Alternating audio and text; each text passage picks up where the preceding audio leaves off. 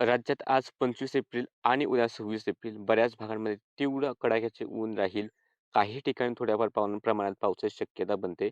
का बनते तर दक्षिण मध्य महाराष्ट्रापासून इकडे दक्षिणेकडे केरळपर्यंत एक कमी दाबाचा पट्टा विस्तारलाय आणि दुसरा एक कमी दाबाचा पट्टा हा मराठवाडा विदर्भाच्या दक्षिण भागातून गेलाय. त्यामुळे आज बऱ्यापैकी मॉडेलमध्ये पाऊस नाहीये तरी सुद्धा काही ठिकाणी थोडीशी शक्यता बनेल. त्यासोबत ईशान्येकडील जे काही राज्य आहे त्या ठिकाणी जोरदार पाऊस सक्रिय आहे आणि या आठवड्यात या ठिकाणी खूप मुसळधार पाऊस होणार आहे. आपल्या महाराष्ट्रासाठी जर पाहिलं तर आज पुणे, सातारा, रत्नागिरी, कोल्हापूर, सांगली या ठिकाणी स्थानिक ढगफुटी झाली. तिकडे सोलापूर, धाराशिव, लातूरचे एक दुसरे भाग स्थानिक ढगफुटी झाली किंवा लगत होते उत्तर कर्नाटकचे भाग स्थानिक ढगफुटी झाली तरच थोडीफार शक्यता राहील. त्यानंतर नाशिक, छत्रपती संभाजीनगर, धुळे, जालना, परभणी, वाशिम, यवतमाळ, चंद्रपूर, गडचिरोली आणि तेलंगणाचे उत्तरेकडील भाग या ठिकाणी ढगांवरती लक्ष ठेवा. सध्या तरी जास्त शक्यता दिसत नाही. मात्र ऊन जास्त आपल्यानंतर एखाद्या ठिकाणी जर ढग निर्मिती झालीच तर थोडाफार पाऊस होऊ शकतो. याही ठिकाणी जास्त शक्यता आज दिसत नाहीये.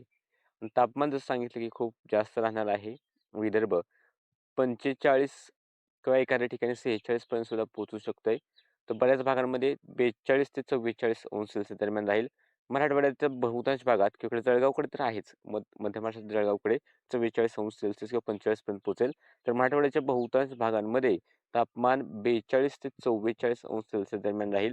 मध्य महाराष्ट्राचे पूर्वेकडील भाग तापमान 42-43 अंश सेल्सिअस पर्यंत राहील.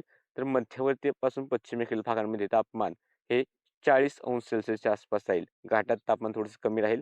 मुंबईसह किनारपट्टीचा जो भाग आहे, तर या भागांमध्ये तापमान 35 ते 33 अंश सेल्सिअस आणि अंतर्गत जे भाग आहेत मुंबई, ठाणे, पालघर, रायगडचे या ठिकाणी तापमान साधारणतः 43-44 अंश सेल्सिअस दरम्यान राहण्याची शक्यता ही दिसते. म्हणजे राज्यात तीव्र ऊन आहे. उद्या सुद्धा कडक ऊन पाहायला मिळेल.